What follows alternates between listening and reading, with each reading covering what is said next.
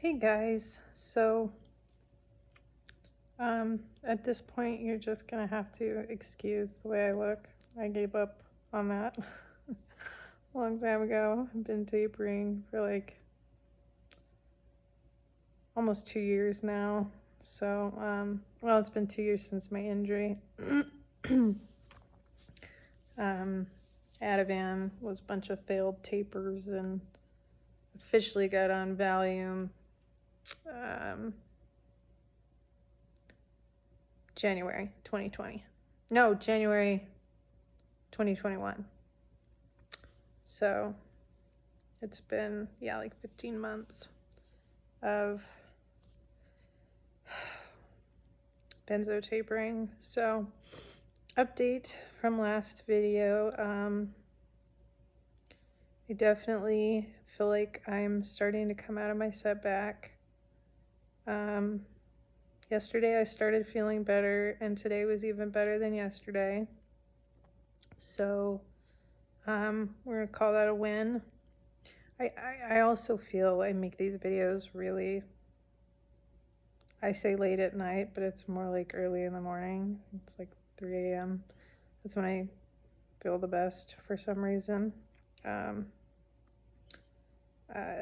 I've definitely had some increased anxiety, woke up with that adrenaline spike. That wasn't happening prior to this setback. And it's been 19 days, this setback, which is crazy because each moment, that you're in a setback, you don't feel like you can take another moment. And then you feel a little better and you look back at the days accumulated and you're like, that was 19 days. Anyways, besides just an update, I wanted to bring you guys something, or share with you guys something that's been very helpful for me. And it's a book. It's a book that I think anybody, in any kind of situation where they're suffering, but particularly suffering greatly, should, if they can, take a look at and read. And I know that some of us can't read at times during our taper or withdrawal. And so I thought I would just read some of it. And hopefully it's helpful and soothing. I'm not always so eloquent with my speaking. I feel like reading something that it has helped me so much is easier than me trying to convey it. It's a book called, and it's one of the most famous books in history, so many of you may have already read it, but I find myself reading it over and over again in this process. Man's Search for Meaning by Viktor Frankl. And if you don't know, Viktor Frankl was a psychiatrist who was an Auschwitz prisoner. And, we say the word psychiatrist these days, and it takes on a whole other meaning. But back then, I don't think it quite meant the same thing. So the book is, it can be triggering, but it's not written to just share the horrifying parts of what happened in the camps. The reason he wrote the book was to share about the prisoner's psychology, their mental state, their mental well-being, and the process of the whole thing. And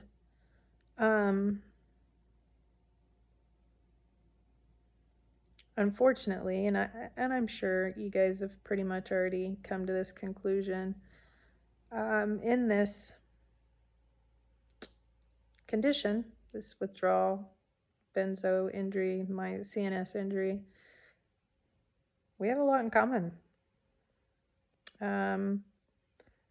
But I'm reading the book again right now, and I came across a part that I thought was so helpful for me. and wanted to share it with you guys. So this is starting on page 51, and I probably won't read everything I highlighted in one video that I want to read to you. I might make this like a 2-part series. And you'll have to excuse me if I mess up a word, or sometimes there are things written in Latin, and I'm certainly not going to pronounce that right. You know, my benzo brain is not exactly, well, it's, you know, functioning like a benzo brain. So here we go. In attempting this psychological presentation and psychopathological explanation of the typical characteristics of a concentration camp inmate, I may give the impression that the human being is completely and unavoidably influenced by his surroundings. In this case, the surroundings being, sorry guys. In this case, the surroundings being the unique structure of camp life, which forced the prisoner to conform his conduct to a certain set pattern. But what about human liberty? Is there no spiritual freedom in regard to behavior and reaction to any given surroundings? Is that theory true, which would have us believe that man is no more than a product of many conditional and environmental factors, be they of biological, psychological, or sociological nature? Is man but an accidental product of these? Most important, do the prisoners' reactions to their singular world of the concentration camp prove that man cannot escape the influence of his surroundings? Does man have no choice of action in the face of such circumstances? We can answer these questions from experience as well as on principle. The experiences of camp life show that man does have a choice of action. There were enough examples, often of heroic nature, which proved that apathy could be overcome, irritability suppressed. Man can preserve a vestige of spiritual freedom, of independence of mind, even in such terrible conditions of psychic and physical stress. So he's saying, so first he's asking the question, you know, are we just compromised of what happens to us or what's around us? And then comes to the conclusion that no, we're not. We can push beyond those things. We who lived in concentration camps can remember the men who walked through the huts comforting others, giving away their last piece of bread. They may have been few in number, but they offer sufficient proof that everything can be taken from a man but one thing, the last of the human freedoms, to choose one's attitude in any given set of circumstances, to choose one's own way. And there were always choices to make. Every day, every hour offered the opportunity to make a decision which determined whether you would or would not submit to those powers which threatened to rob you of your very self. How familiar does that sound? Your very self, your inner freedom, which determined whether or not you would become the plaything of circumstance, renouncing freedom and dignity to become molded into the form of the typical inmate. Seen from this point of view, the mental reactions of the inmates of a concentration camp must seem more to us than the mere expression of certain physical and sociological conditions. Even though conditions such as lack of sleep, insufficient food, and various mental stresses may suggest that the inmates were bound to react in certain ways, in the final analysis it becomes clear that the sort of person the prisoner became was the result of an inner decision, and not the result of camp influences alone. Fundamentally, therefore, any man can, even under such circumstances, decide what shall become of him, mentally and spiritually. He may retain his human dignity even in a concentration camp. Dostoevsky said once, "There is only one thing that I dread, not to be worthy of my sufferings." This part to me was very significant. These These words frequently came to my mind after I became acquainted with those martyrs whose behavior in camp, whose suffering and death bore witness to the fact that the last inner freedom cannot be lost. It can be said that they were worthy of their sufferings. The way they bore their suffering was a genuine inner achievement. It is the spiritual freedom which cannot be taken away that makes life meaningful and purposeful. So for me, I know that sometimes in this withdrawal, my life, especially those intrusive thoughts, can feel like it's losing meaning and purpose. But even in my darkest, scariest moments, and I've had a lot. I've almost died a few times in this process. And akathisia itself to me is scarier than death. I've experienced it on end.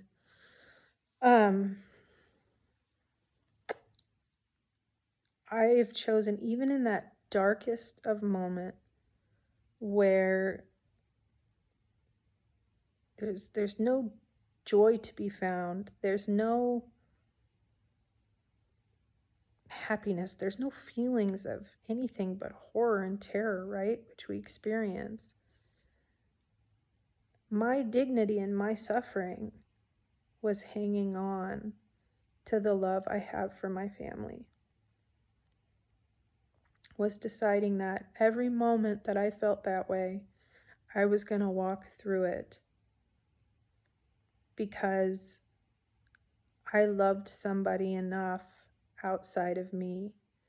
And also for me personally, and this is personal, I hung on to my faith in Christ, my faith in God, that there's a purpose to all of this. Back to the reading. An active life serves the purpose of giving man the opportunity to realize values in creative work, while a passive life of enjoyment affords him the opportunity to obtain fulfillment in experiencing beauty, art, or nature. But there is also purpose in life which is almost barren of both creation and enjoyment, and which admits of but one possibility of high moral behavior, namely in man's attitude to his existence, an existence restricted by external forces. We're very restricted by external forces. A creative life and a life of enjoyment are banned to him. But not only creativeness and enjoyment are meaningful. If there is a meaning in life at all, then there must be a meaning in suffering. Suffering is an ineradicable part of life, even as fate and death. Without suffering and death, human life cannot be complete. Again, in lies my faith in the situation. The way in which a man accepts his fate, I didn't know I was going to say that, and all the suffering it entails, the way in which he takes up his cross gives him ample opportunity, even under the most difficult circumstances, to add a deeper meaning to his life. It may remain brave, dignified, and unselfish. I think a lot of us hang on for those that we love. It becomes a very selfless act. Or in the bitter fight for self-preservation, he may forget his human dignity and become no more than an animal. Here lies the chance for a man either to make use of or to forego the opportunities of attaining the moral values that a difficult situation may afford him, and this decides whether he is worthy of his sufferings or not. I think for us, let's see, where does it say here? to take up those opportunities simply sometimes means maybe reading a small story with your child. So sometimes for me on days it's so bad, it's as small as making sure I go out of my way to hug my spouse. The hug is hard. It's hard. And let him know how grateful I am for what he's doing. And it's not much, but right now it's what I can do. And it's, for me, suffering honorably. I'm doing my absolute best to not just lay down and say, woe is me, my life is over, this is going to be forever, I'll never heal, I'm not worthy of healing. Now, don't get me wrong, sometimes those intrusive thoughts slip in. For me, it's not so much I'll never heal, it's more of like, when will I heal? When will this end? I have a great belief in that it will end. It's just a matter of, how long can I take this? Do not think that these considerations are unworldly and too far removed from real life. It is true that only a few people are capable of reaching such high moral standards. We've been forced to. Maybe that's a beautiful thing. Of course, the prisoners, only a few, kept their full inner liberty and obtained those values which their suffering afforded. But even one such example is sufficient proof that man's inner strength may rise above him in his outward fate. Such men are not only in concentration camps. Everywhere, man is confronted with fate, with the chance of achieving something through his own suffering. I keep in mind all the time of what I'm going to have at the end of this, the beauty I'm going to have at the end of this. One of the things I've heard that I hold on to help me constantly is that once we're through this, the things that used to faze us just won't. They just won't. We are going to be set free in a way that, and I come from a long, early on childhood trauma, early on PTSD, serious trauma. And in a lot of ways, I'm being forced to go through that as well, on top of this. And I've even done a lot of work on it already. It's still coming up. So, we're going to be set free. Take the fate of the sick, especially those who are incurable. I once read a letter written by a young invalid in which he told a friend that he had just found out he would not live for long, that even an operation would be of no help.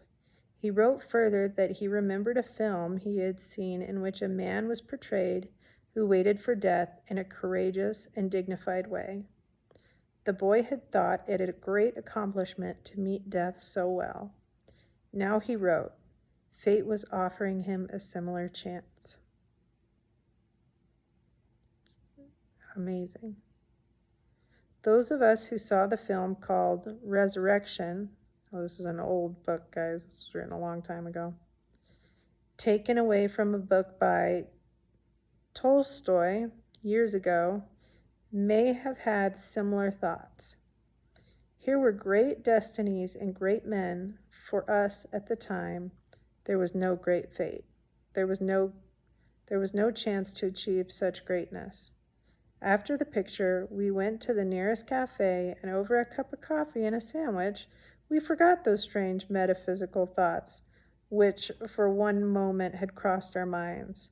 But when we ourselves were confronted with such destiny and faced with the decision of meeting it with equal spiritual greatness, by then we had forgotten our youthful resolutions of long ago, and we failed. Kind of reminds me of the things we used to take, the small things we used to take for granted that now take so much effort, or maybe we don't even have at the moment. Perhaps there came a day for some of us when we saw the same film again, or a similar one. But by then, our pictures may have simultaneously, unrolled before one's inner eye. Pictures of people who attained much more in their lives than a sentimental film could show. Some details of a particular man's inner greatness may have come to one's mind, like the story of the young woman whose death I witnessed in a concentration camp. It is a simple story. This might be a little triggering, guys. It's not for me. It is a simple story. There is little to tell, and it may sound as if I have invented it, but to me it seems like a poem. This young woman knew that she would die in the next few days. But when I talked to her, she was cheerful in spite of this knowledge. I am grateful that fate has hit me so hard, she told me. In my former life, I was spoiled and did not take spiritual accomplishment seriously. Pointing through the window of the hut, she said, "This tree here is the only friend I have in my loneliness." Through that window, she could see just one branch of a chestnut tree, and on the branch were 2 blossoms. "I often talked to this tree," she said to me. I was startled and didn't quite know how to take her words. Was she delirious? Did she have occasional hallucinations? Anxiously, I asked her if the tree replied. Yes. What did it say to her? She answered.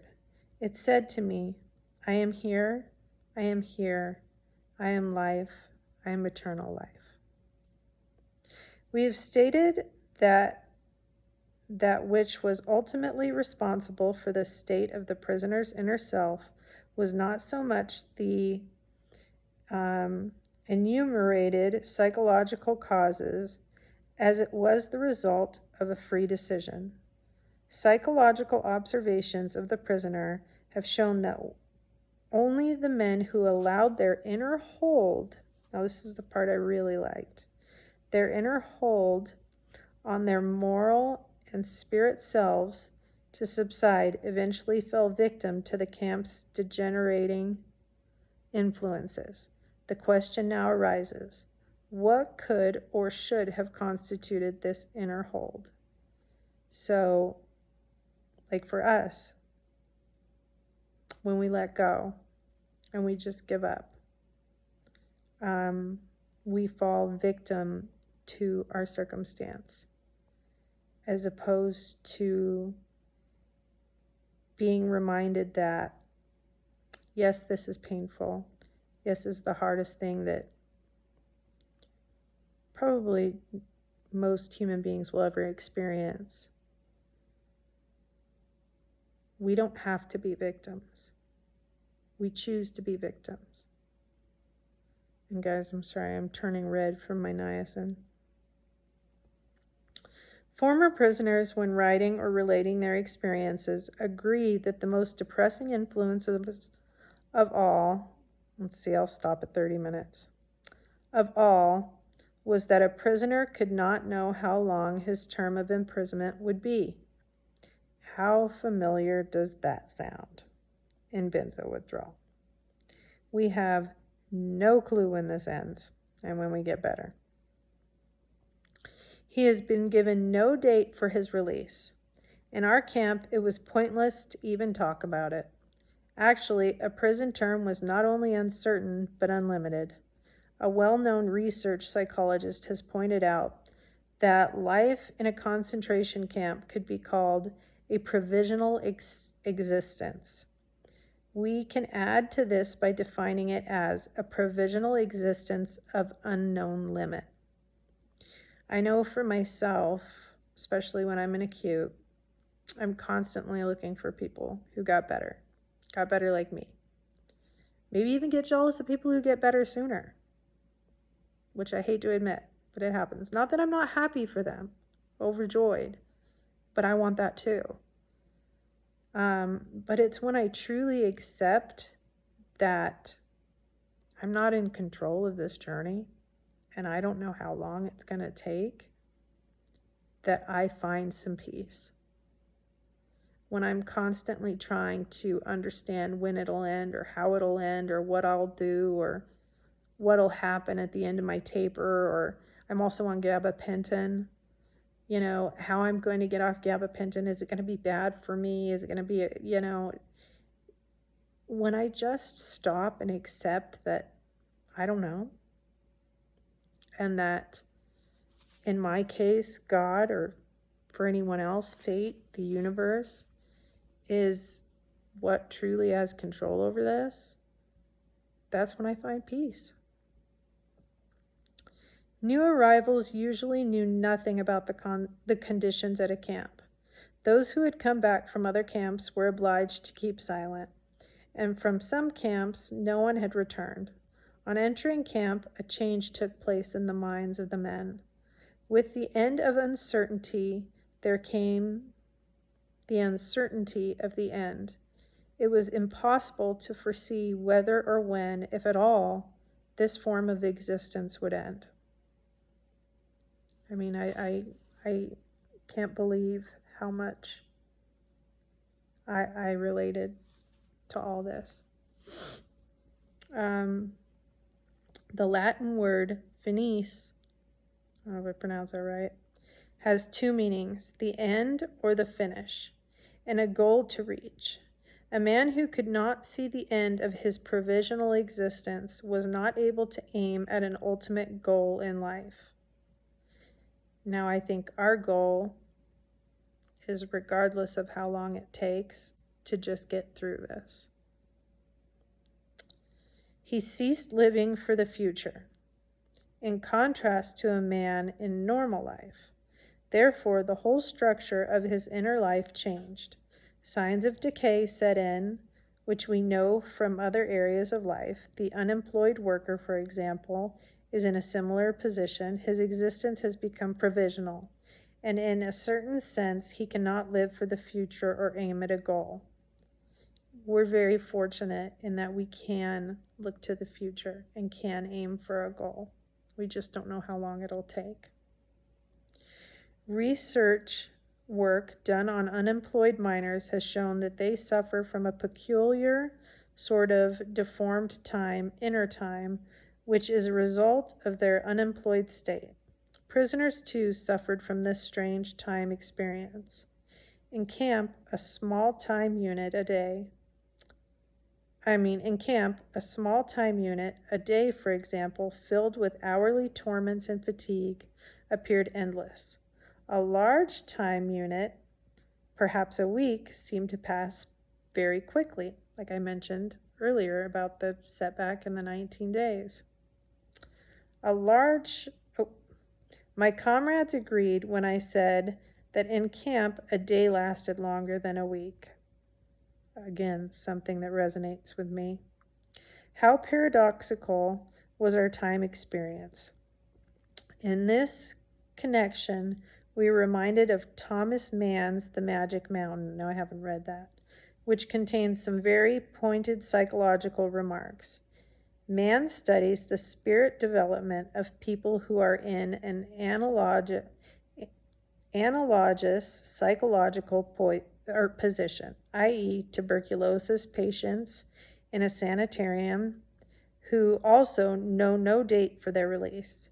They experience a similar existence, without a future, without a goal. One of the prisoners, who on his arrival marched with a long column of new inmates from the station to the camp, told me later that he had felt as though he were marching at his own funeral. His life had seemed to him absolutely without future. He regarded it as over and done, as if he had already died. This feeling of lifelessness was intensified by other causes. In time, it was the limitlessness of the term of imprisonment which was most acutely felt. I think we can all relate to that. In space, the narrow limits of the prison. Sorry, that didn't sound right because I didn't finish the sentence. Anything outside the barbed wire became remote, out of reach. Now, this resonated with me very much as well. Anything outside the barbed wire became remote, out of reach, and in a way, unreal. The events and the people outside, all the normal life there, had a ghostly aspect for the prisoner. The outside life, that is, as much as he could see of it, appeared to him almost as if it might have been a dead man who looked at it from another world. I know for myself, and I'll end it here, and then if you guys are interested, I can definitely continue reading it. I probably will anyways, because I find this so helpful.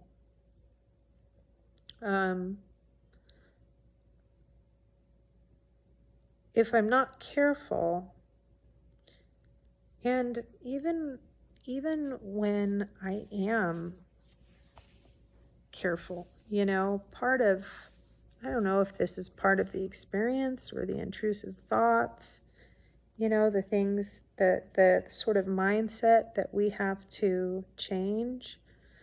But I can look out at other people living their lives, living their lives the way I used to. People on TV, smiling or laughing, especially when I'm in a queue. And be, like I said before, again, envious of those people. But it doesn't just stop at envy. It stops, it's also can morph into sadness if I'm not careful. And if I'm really not careful, it can morph into hopelessness. But I'm learning to just look at it as is. You know, this is part of my journey. This suffering is part of my journey. And I get to choose most of the time my attitude towards it, as hard as it is. And it's hard. I mean, imagine being in a concentration camp in Auschwitz. I mean, this book goes into a little bit of details. And if you've ever studied it or looked into it or even seen a movie, you know, it was the most horrific event of, you know, the 20th century. And since.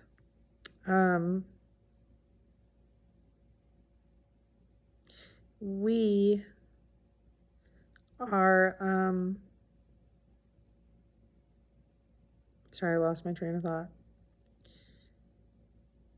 In our minds, it's that hard. And it might even be made harder because we look around and we see nothing wrong. We see no reason to feel that way. You know, that in itself is different from what Viktor Frankl and these other humans experienced. But we still get to choose our attitude. And we still get to be worthy of our suffering. Give it everything we've got. You know, we don't lie down. Well, I mean, sometimes we have to lie down, but I mean, metaphorically speaking, we don't stop. We keep going. I mean, And at the end of this, we're going to be able to say that we're some of the most badass people, strongest people, you know, hopefully humbly, you know, just feel inside that we've conquered the unconquerable, if that's a word. And that feeling, and I hold on to that feeling too, because, oh, it'll be so great. And we'll get there. We'll all get there. And this whole book, oh my gosh, my video is so long. This whole book goes into the attitude that Viktor Frankl chose and how he was able to survive because of that. So I highly recommend this book. And this video is already so long, so I will read some more next time if you're interested. But for me, it's very helpful, very relatable, unfortunately, but also very encouraging. The human spirit is nearly impossible to break, guys. So no matter where you're at, if this is day, 300 of acute, you won't be broken. And I love you guys, and we'll do this together.